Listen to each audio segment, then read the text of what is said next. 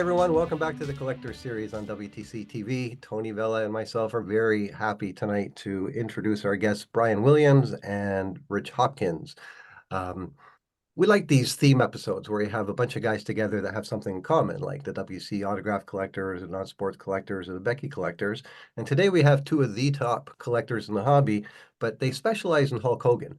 Now, obviously, there's a lot of Hogan collectors out there, but not Hogan collectors like these two guys. These guys do it at a very, very high level. I think, Rich, you've been involved in several of the biggest Hogan sales that we've seen in the last little while. I know, Brian, that you're very involved with the registry, PSA, the autograph end of things. We're going to get into all that stuff.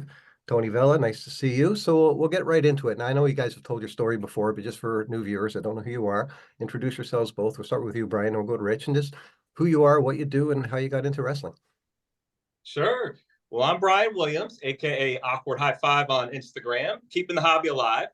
I'm an X-ray tech by day, wrestling card collector the whole day and night. I started out almost probably 20 years ago doing the Dwayne Johnson 94 Bumblebees, cracking them apart. And then that led up to the Cardinal industry, the sealed Rocky Mayavillas when they caught fire. And that's how I got in touch with Rich Hopkins around that time. Nice. Rich? Yeah, so I was a long-time collector, probably dating back to the early 90s, maybe late 80s, doing traditional sports cards. And like most people, kind of in and out of the hobby. Early 2019, I jumped back in, like a lot of folks did, and mainly sports. And I think I stumbled across Brian's page with the Cardinal Rocky Maivia. So I kind of started with those, and then kind of got back to my roots per se, looking at Hulk Hogan stuff. And at that time, I was really only aware of like 85 tops, 87 tops. And then my eyes were open to seeing the wrestling all-stars that Brian had, and that kind of propelled me into just really loving wrestling cards and the community. So yeah, I got to give Brian his props. He really got me back into I guess really collecting wrestling cards. How long ago was this? How long have you guys been doing this together, back and forth? This had to be probably, I'm gonna say early 2020, somewhere through there, mid 2020, when I connected with Brian. And yeah, so me and Rich got a very cool story on actually how we met in person. You want me to let it roll? Yeah, man. So what year was it, Rich? 20 or 21, where we met in Tennessee for the Nature Boy, getting our All-Stars autograph for $85. And then after that, Fitterman backing the price up. Was that 21 in Tennessee? That was 21. Yep. Okay. So yeah, we met in 21, and it was all, just amazing from there on out. Since then, we've hit up every Hogan signing in Clearwater and Orlando. And the experiences have been just amazing. Every time you think it can't get any better, like we just kick it up a notch. It's wild. Is that the primary reason why you guys are into Hogan, because you have access to him where you are, that you can go to the signings? Yeah, absolutely. That helps him right down the street, but I All-Stars for quite some time, and we just got this ball rolling with getting these All-Stars signed. And it's just been so cool for every experience. Hogan knows his cards. Like when you throw him a PMG, he's like, that's a strong card, brother. When Rich Hoppy comes with the Popies, baby, he goes, I love these Japanese cards, dog. Where'd you get them at? So every experience is just unbelievable. We can't wait till the next one, and just to see what we could do next. Obviously, Rich Hoppy, he gave me my props. This guy is amazing. He has changed the game with the Popies, just breaking them down from the actual figures and, getting them signed with killer inscriptions. And this guy is on Golden, just doing these killer auctions, guys. And I'm so pumped for him. And I always talk to him at least once a week, and we always get each other fired up. I got the same question that Hogan does, Rich. Where do you find these things? Because you've come up with some real high-end pieces. I think your Popey that had the inscription was the third or fourth highest wrestling card ever, insofar as value. It was in the mid-30s, if I recall. It was a big one. Yeah, so I've just been very fortunate to stumble across some good contacts on eBay and just developed a relationship with a couple of different guys, and just, to be honest, paying a premium for most of them, as long as I'm comfortable with the grade, the condition, and it's really about relationships. And I've had a few that's not been great, but for the most part, all have been just quality cards. And that Popey, or Poppy as I like to call it, is definitely one of my favorites. I like Poppy. Just don't call it Poopy, right, Tony? Don't call it poop. Makes me feel I should have paid for an airline ticket and flown my damn Hogan Cosmos card out there and got it signed, because that one I hit a 9 on my Cosmos card, so I should have taken that in. That was sick, man. Yeah, if you had another one, that would be cool to get that one signed. Yeah. Now, Rich, if you don't mind me asking, are your contacts in Japan as well, or are you dealing with mostly guys? Yeah, specifically with the Poppy, those have all been in Japan, and most of the wrestling all-star success I've had is locally, and then made some connections across the U.S. But I'm in a good spot as far as for sports card shows and wrestling in general. Being in Virginia, I've been able to go to quite a few shows in Tennessee as well as North Carolina, and really make some good contacts. So, and I've probably bought 6 or 8 all-star sets over the last couple of years, probably a year and a half, and I've been very fortunate with those. So. Well, the Poppies in particular, like I'm a master set collector, and that's one set I don't have. I've got a couple of the lesser guys, but certainly don't have a Hogan, certainly not one in mint. And Tony, we had Roy Lucia on last go around, or a couple episodes back, and he's collected the whole set of them in the cases still. And he was absolutely floored when we told him what you got on that one through Golden last year. Crazy amount of money.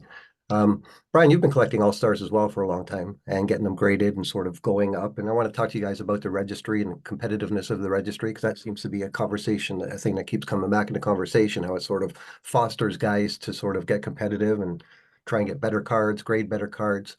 Talk about that a little bit. Yeah, well, I do high grades, and it's when it comes to like cracking one out and getting one signed, you really have to pick exactly one. I mean, because they've changed the way they've graded cards, as far as the up and down centering goes. So I have a mixture of PSA and BGS. I think it was 2012, maybe 2010. One of my favorite pieces is a BGS 9 that I got myself for $230. And Hogan? Yep, Hogan All Stars. And yeah, it's one of my favorite cards. Me and Rich loved the autograph of Hogan. And if you look at my collection, his autograph has changed throughout the years. So one of these times, I think at this next one, I'm going to come up to him. I'm probably going to bring the one, compare him and say, can you replicate that? Because you're getting kind of sloppy. Well, it's cool that you mentioned before that Hogan's aware of what his cards are, but I submit that he probably knows as much as he does, thanks to your efforts. Guys like you that come and say, hey, this is from the Japan figure, it's very rare. Some of the early All-Stars or the WCW autographs. And that's over the course of meeting you guys and signing these things. He gets very hip to his value on these things. You guys, okay, that's for sure. What's that, Tony? You guys keep them educated. That's for sure. Well, you keep the entire hobby educated, because there's a lot of guys that focus in on the All-Star stuff and are very active at a very high level. But you guys consistently seem to be your hand in the pot with something to do with Hogan or something to do with All-Stars. And Rich, you in particular with your stuff, you bypass eBay altogether, and it seems like everything you get is top tier stuff going right to Golden. So we've seen that, which is incredible. Yeah, I've did quite a few through Golden, and then I've did quite a few privately. So I have provided some of the great wrestling card collectors with some great cards. Danny in particular has purchased a couple of All Stars. Ben Weingarten, Woohoo, as he's known on Twitter. I've connected him with a few nice cards, and then it just funds my next project, to be honest. So I keep quite a few, but I sell quite a few because I was just going to say, do you keep the best ones for yourself? I'm sorry? Do you keep the best ones for yourself, or do you? You know, and as far as the All-Star, I have an 8, and I'm content with that right now. An 8 with an authentic auto. And then the Popey, I'm going to attempt a 9 or 10 with a 10 auto. So I'm going to keep my fingers crossed on that in the near future. I would likely keep that one in my collection. Tops, I have a couple of signed 9s. That's one of my favorite. You know, a lot of my collection is driven by nostalgia. So that Tops card is, you know, something I owned as a kid. And my childhood home actually was sold probably back in 2012, and on my brother and I's bedroom door was some of those 85 stickers. So a lot of that stuff just connects with me. So I love the 85 Tops in particular, even though it's, you know, it doesn't rank as a super high dollar card, but I certainly think it's an iconic card and recognizable in, you know, with all sports card collectors. So And you guys, it's not just for the All-Stars. It's not just Hogan. You guys are across the board. You collect all of them, right? You, Brian, in particular, with higher grade stuff. Yeah, Hogan, Flair, Rock, and then I branch out to pop culture. Snoop Dogg, I got his PSA 10 Pop One. I think that's Nice. going to be a monster. And of course, the Corazon de Leon, the Chris Jericho. I haven't seen another one pop up since there. That's been a few years, huh? Is yours Maybe. graded? What's that? Yeah, it's a graded one. He's got a BGS 9.5 on that one. Oh wow! It's So you've got the card of that one. I reached Yes, out to Brian originally for this channel. I reached out to him originally to interview him to talk about that card. It's how he and I first met. Yeah, that's right, man. And I was thinking about this too. Rich Hoppy, innovative, the immaculate. This guy had this card signed a couple signings ago, and it just looks beautiful. It's just I like how he always changes the game, whether it's the old school or the modern. That's a beautiful card to get signed. But hopefully Ron doesn't watch this video because then he'll upcharge on immaculates on the next time. No. Who's Ron? Is Ron his handler at the store? Ron's the guy who runs the store. Gotcha. yes, yeah. Let's talk about that a little more because you know I've never been down there. I have no idea. Why don't you explain to us how it came about, what the store is like? I know Hogan only shows up periodically, but what's that whole like? Tell people about the store and what Like if it's all about. it's announced, what can I expect if I show up that day? You know, Yeah. from start to Well, if it's on Monday, you could check out the store, right? Hogan shirts. And then at 8 p.m. or 9 p.m., you could go over to Hogan's Hangout, and then he's over there for karaoke. It's always a blast. Actually, on our last signing, I was invited by Rich Hoppy and Romeo, aka Lou, on Twitter. We had an absolute blast, bro. They hung out. They got there at 5:30, 3 hours before the event started to get a table. I'm working till 7. I come there. We have 3 drinks, 3 shots in 50 minutes. And I'm like, oh boy, we better slow down. It was a good. What? How long has the store been around? I think what Rich Hoppy might know that. Is it 20 years, Hops? No, I don't think quite that long. I'm saying 10 to 15 on Clearwater, and then maybe, yeah, it's probably closer to 12 to 15 on Clearwater, then maybe 7 to 10 on Orlando. So yeah. So it started in Clearwater, and then the same business moved over to Orlando. And what's the frequency of Hogan coming around to sign? Is it like once a month, or is it just sort of pre-announced, or how does that work? You're looking, typically it's been 2 times a year, but he has Oh, had a really? couple of times where he has squeezed in 3 signings. Now that's public signings where you know, you get to go in, do your meet and greet, your picture, get your item signed. And then of course, you know, Ron accepts mail-ins, and then I think, you know, Hulk comes down to the shop probably once a month to catch up on those. Are there anything that he doesn't sign? Like I know there's particulars with the Fitterman arrangement that certain things don't get signed. But with Hogan in No, his shop, can you get him to sign anything?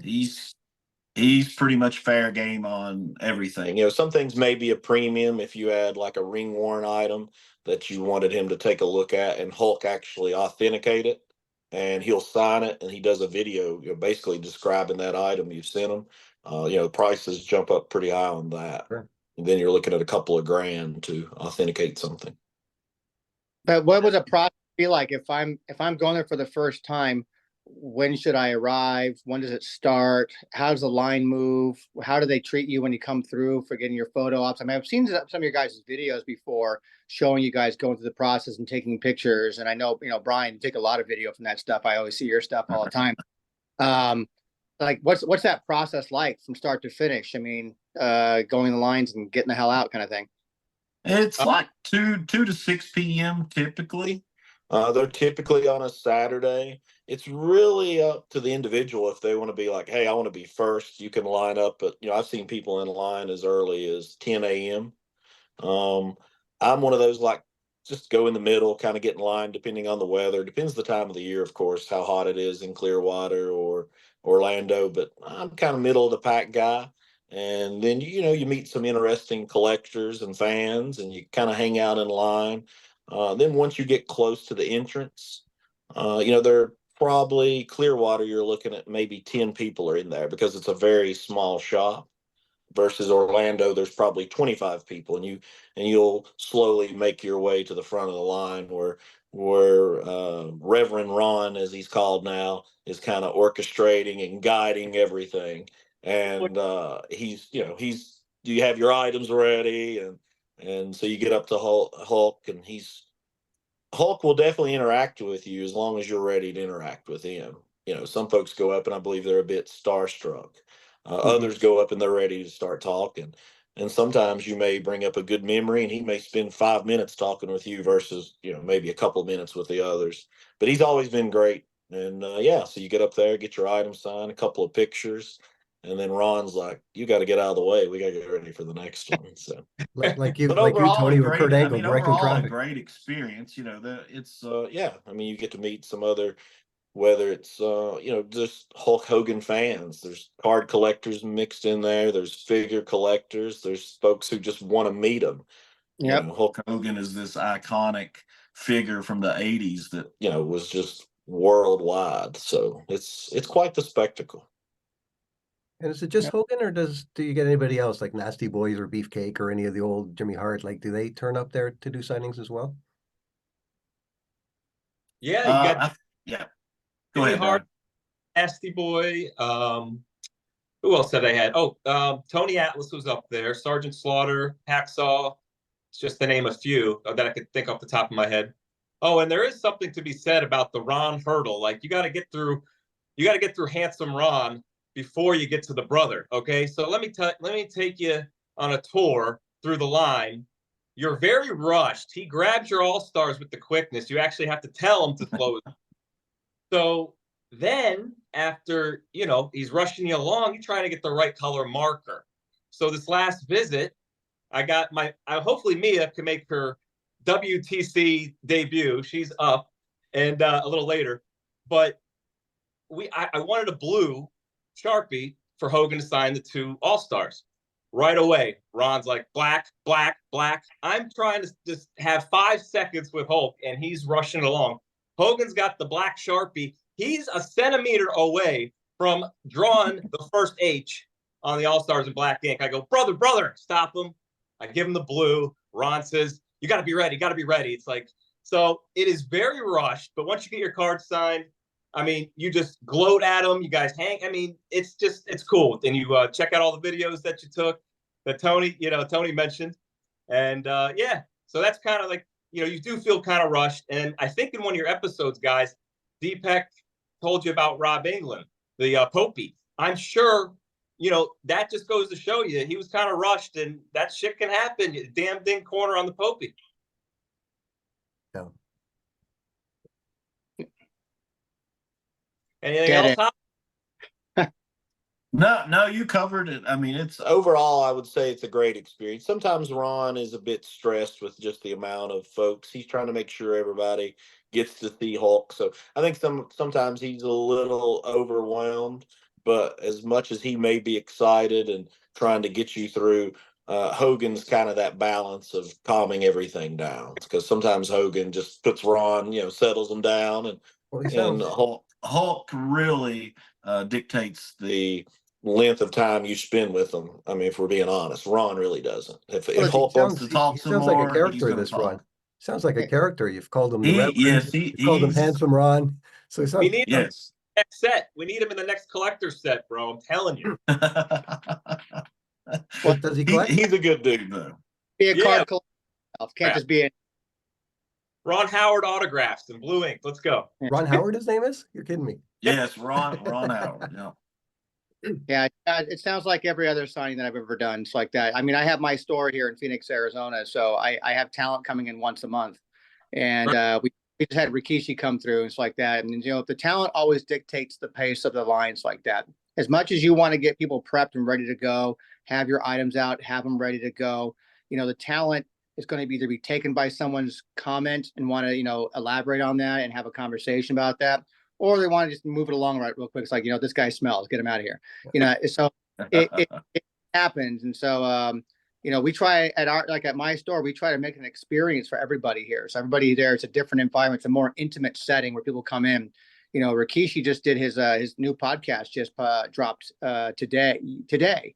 And he gave us a really big, nice shout out in that podcast about the store and how he was treated with such respect. And we try to make it. And I've been doing this booking business now for almost 29 years. So it's what I do. And we want to make sure we have a good experience. So it sounds like you guys have a good experience at the Hogan shop that, while it may be rushed, because that's kind of how it is, you got to get through the numbers, get to the line.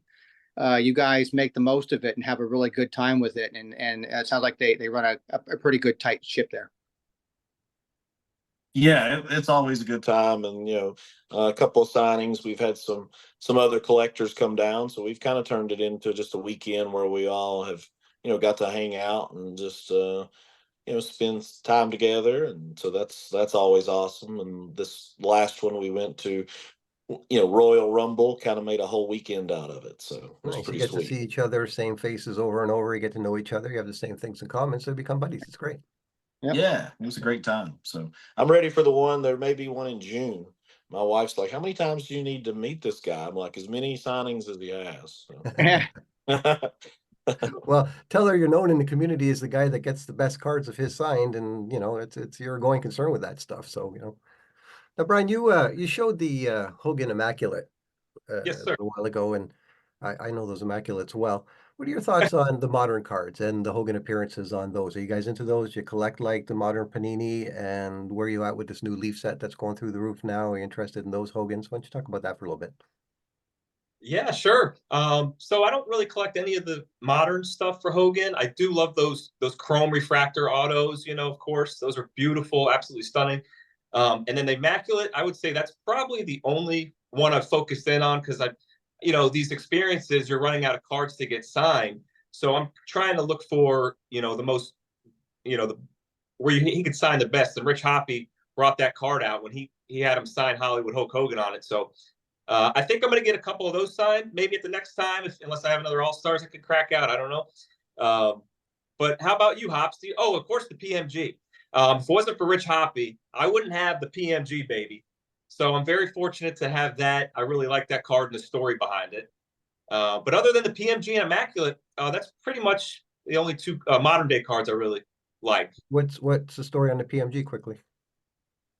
It's a funny story.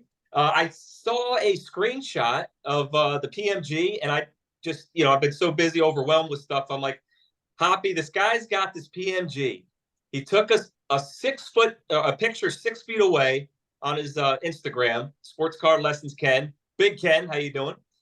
And Rich Hoppy scooped it for me, and he made a deal with them. He actually, got an even better price, and he hooked me up with it. So I was just floored, bro. I was like, when that package arrived, I opened it up. I couldn't wait to post it with the purple space background, and that's really cool. It was a fun experience. Nice.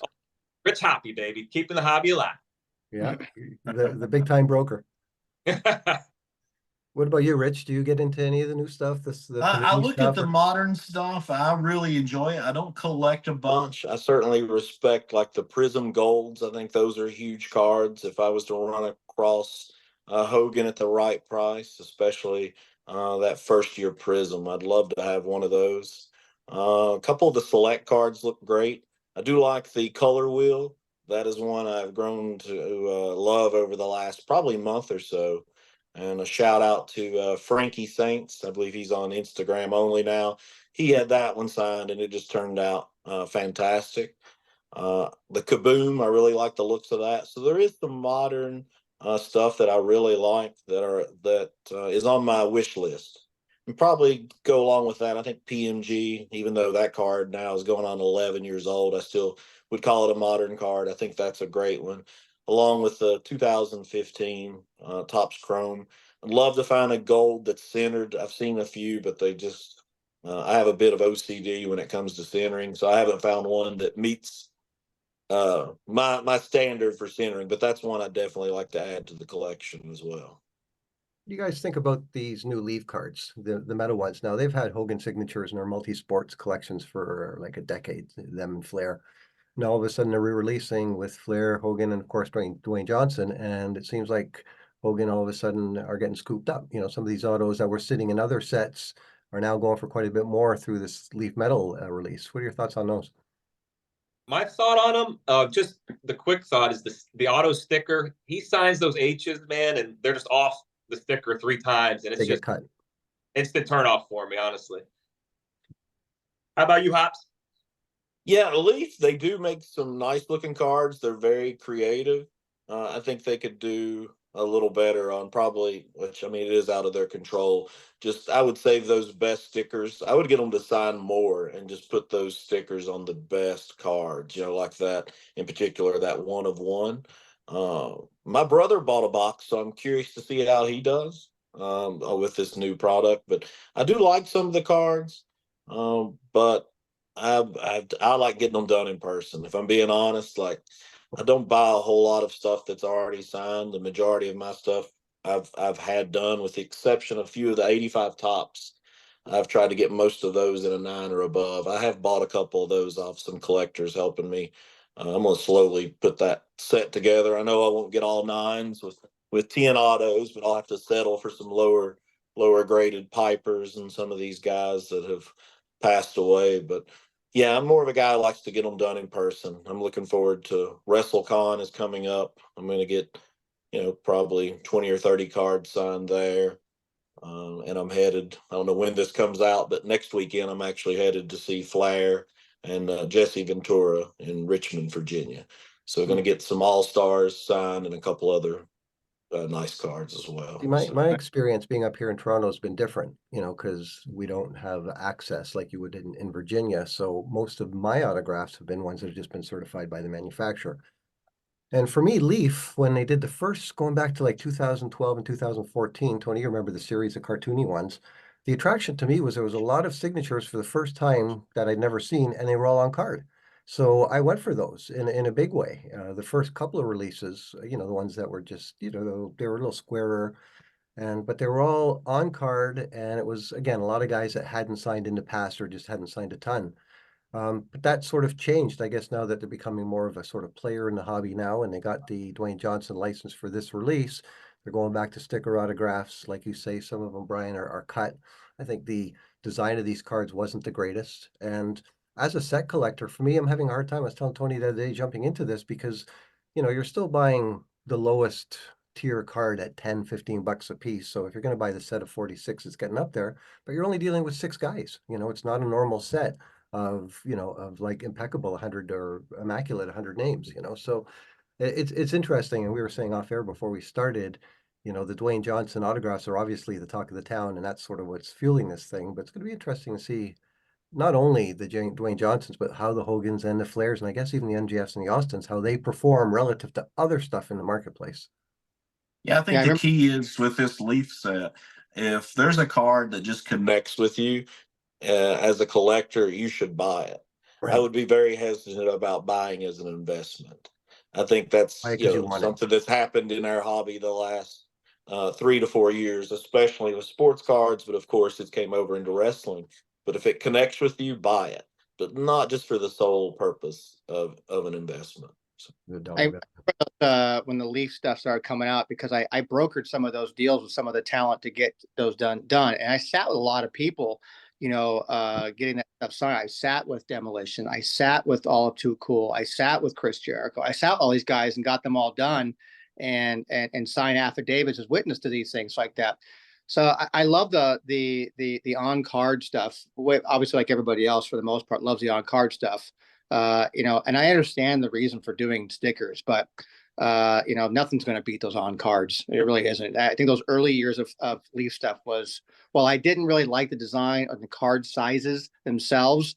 I do appreciate the fact that they were produced, made, deal was done, and signed on card. I love that. Yeah, me too. Yeah, and all the different colors they had. I think for the new, a little bigger sticker. What about you? Yeah. Maybe Well, Hogan. that's always a problem of the cut stickers, going right back to the early Topps days. Like, you see them, and if guys are wild on the pen, they get cut. It's just how it goes. When you have the older talent names, I mean, there's no denying that the vintage, the old school wrestlers like that have the most beautiful signatures of all. Yeah. I mean, now we're in the era of nothing but initials, and that's all it is. I did a deal a long time ago before there was Leaf. There was a Leaf they bought out a company called Razor, and Razor used to put out these cards like that, and they did art cards and autograph cards. And I'd done a deal for Richard Roundtree, who was the original Shaft. And he has a huge, beautiful signature. And I gave him this sheet of 30 stickers, and 10 sheets, 30 stickers per sheet. And he's like, I'm getting paid for how much for this, Tony? And I said, and he's like, how am I supposed to put you've seen my signature? How am I supposed to put my I'm gonna have to make it small, dude. So many tops of the R's are missing. It's like that. And the T, because he has a long T mark for the tree part, just off, it goes off the sticker. And like, it's tough, man. I agree with Brian. Maybe just make some bigger stickers, goddammit. Yeah, Upper Deck did that on some product in basketball. They had slightly bigger stickers for the cards that were, I think it was some of their horizontal cards had a little bit larger sticker, but you could tell it gave the athlete a little bit more room, and they did turn out nicer because you have to kind of look at them twice to realize, oh, it's a sticker. Yeah. It does make a difference, though, to serious collectors. Like for me, I don't collect autographs like I used to. There was a stretch of time there where I was grabbing a lot of them, and I saw the transition from on-card to stickers, and I bought a bunch of them, but they're not the same thing in my mind. I think I'm curious if we see with Fanatics in the next couple of years, whenever that is official, if they try to do some more on card or if they stay with stickers as well. But I feel like if they have a premium product or a the high-end stuff, maybe they do on card. Yeah, it's probably the trend that's going to go, because I mean, Immaculate did that too. It was on card. So I mean, there was very few. I mean, even there's a mix in some products, there'd be mostly on card, but a few had some stickers, and it's like that. And for whatever reasons, who knows? I mean, but yeah, I think maybe the higher end stuff gets the wonderful treatment.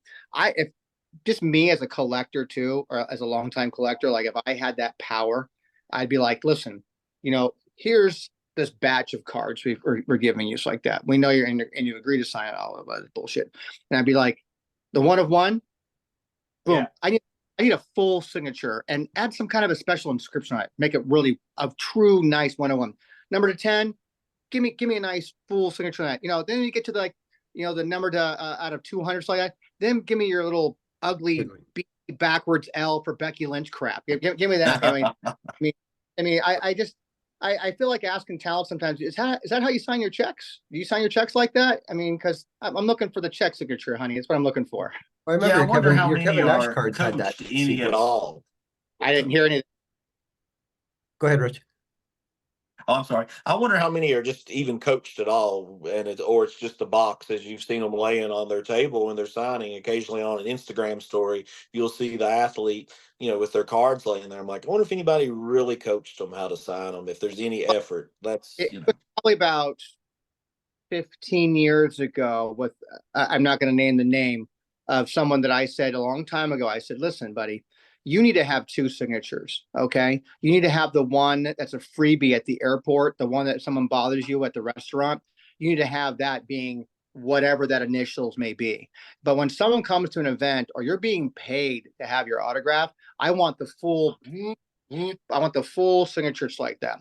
And so I don't care if you've agreed to a deal where you're getting paid 3 cents a sticker, $3 a sticker, or $5, whatever it may be, or you're getting paid $50 at the table at a convention. If someone's paying you for your signature, I think they deserve to have your full signature. That way, Yeah. also, this is why also the talent, when the talent goes and you start seeing stuff on eBay and you start seeing like, this abbreviated version of an autograph like that, that was a freebie that someone got at an airport, something like that. But if I pull it out of a pack of cards or I got it signed in person at a convention or a beat shop, I know for a fact that that was legit. Someone paid good money to have that. You guys talked about the different variations in the Hogan stickers or signatures earlier. Is he pretty consistent? Like if you go in there, will he do a Hollywood for you, or is it always Hulk Hogan, or is there set rules on that?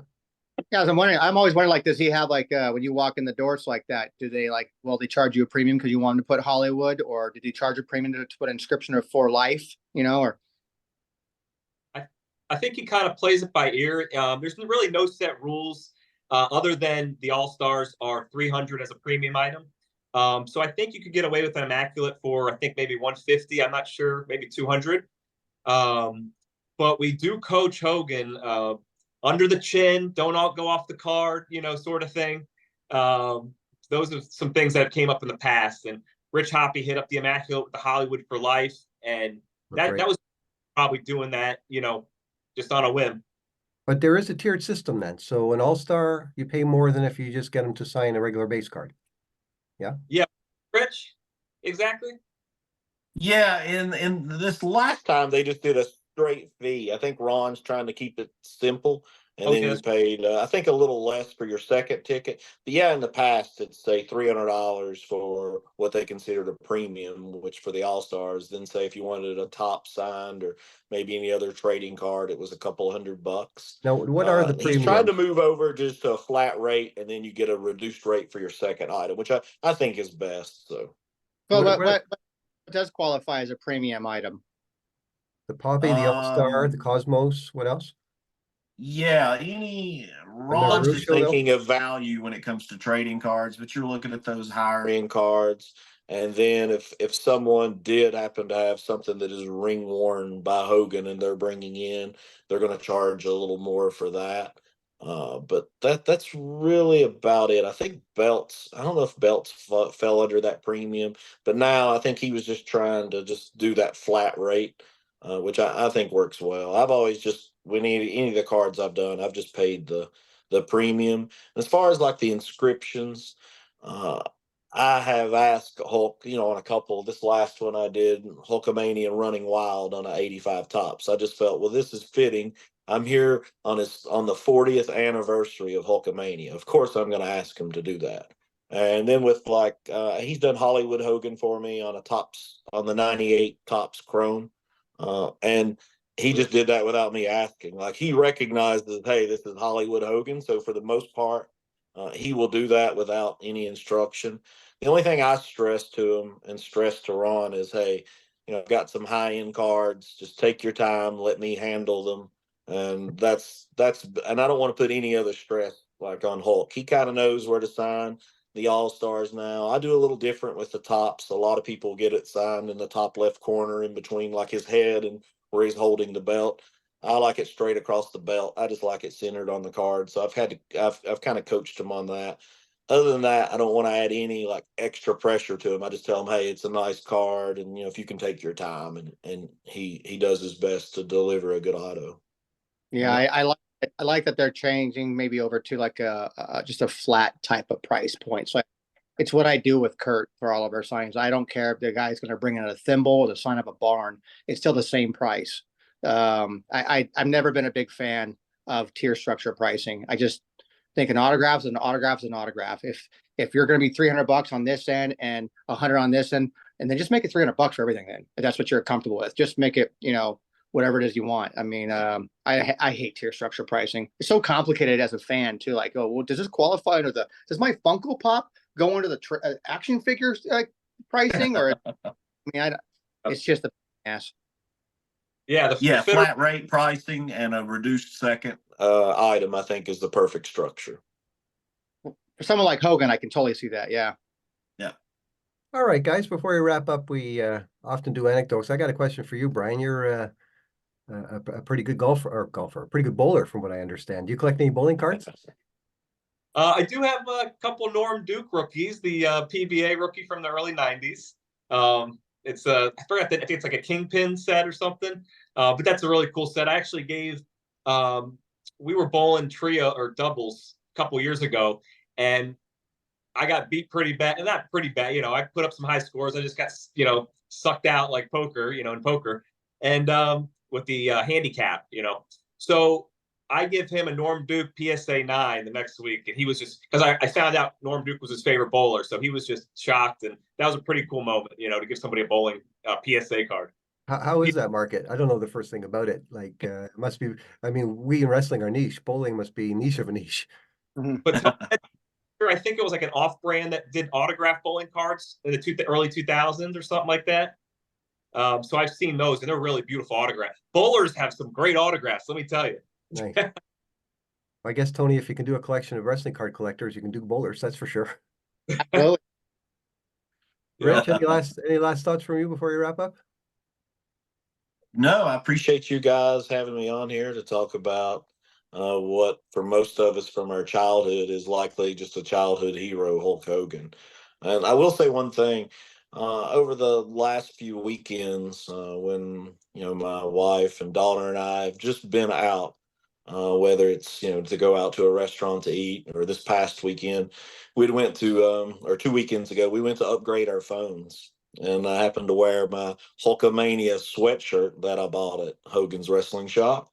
Shameless plug for Ron there at the shop, but I had it on, and within like the first, I don't know, 3 hours, 5 people had been talking to me about Hulk Hogan. So my daughter was just like amazed with that.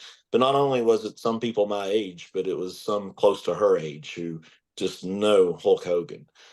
So that's one thing I will say about, you will meet people who collect or watch sports and who have stories, whether it's about, Michael Jordan or their favorite, baseball player. It could be Bo Jackson or King Griffey Jr. But I'm always amazed how many people have a connection with not only Hulk Hogan but wrestling, and they talk about their mom and dad taking them to the arena in their town, whether they were seeing NWA or whether they were seeing WWF. So that always amazes me that there's so many people who have a connection and still love wrestling. So. Well, because we lived through it, right? Like, we guys of a certain age that lived through Hulkamania, when we Yes. were at that age in our life, we were probably having the most fun was when Hulkamania hit. And, I get into trouble for saying this sometimes, but for me, it's like Hogan and Flair, then a big gap between everybody else. But, Agreed. it's just a love of life, like card collecting, like a lot of people are into Hogan. Like up here in Toronto, he's still big. You remember what happened when he came to Montreal when his second run, and up here is just roofs came down. So, all right, let's, Tony, anything else you want to add? Ask these gentlemen before you wrap her up? You're good, ready. man. Who do we got here? Oh, this is Mia. So Oh, there's the little one. let's introduce the wrestling card world to Mia Williams. And Brian does something I like, the Mia Mondays, where he'll take a little picture of Mia. Yeah. Yeah. And she's already into wrestling, you said? Is she giving you a smile when the votes are on? Yeah. Rich met me a couple months ago in Clearwater. Yes. All right, baby. Nice. Hey, I love you guys, and thank you so much for having us on and all that you do. Yeah, There you our go. pleasure, man. It's always fun. It's always great. I hope we could meet up again. Yeah, before we sign off, why don't you give your coordinates, Brian, where people can find you on Instagram and Twitter and Facebook and Sure. all that stuff? Awkward High Five, the number 5 on Instagram and Twitter. And yeah, I love wrestling cards, bowling, and Rich Hoppy and you guys and the whole wrestling. Rich? Yeah, I think I botched my introduction. Yeah, Rich Hopkins. You can find me on Twitter, or as it's known as X now. I'm Real Rich Hopkins. Apparently not the fake guy, but I had to pick Real Rich Hopkins. That's what it suggested. And then you can find me over on Instagram. I'm probably a little more active over there at RichHoppy76. Nice. Tony Vela from WrestlingTradingCards.com. I'm Paul Anand from the Wrestling Card Price Guide. Thanks very much for watching, guys. We'll see you next time.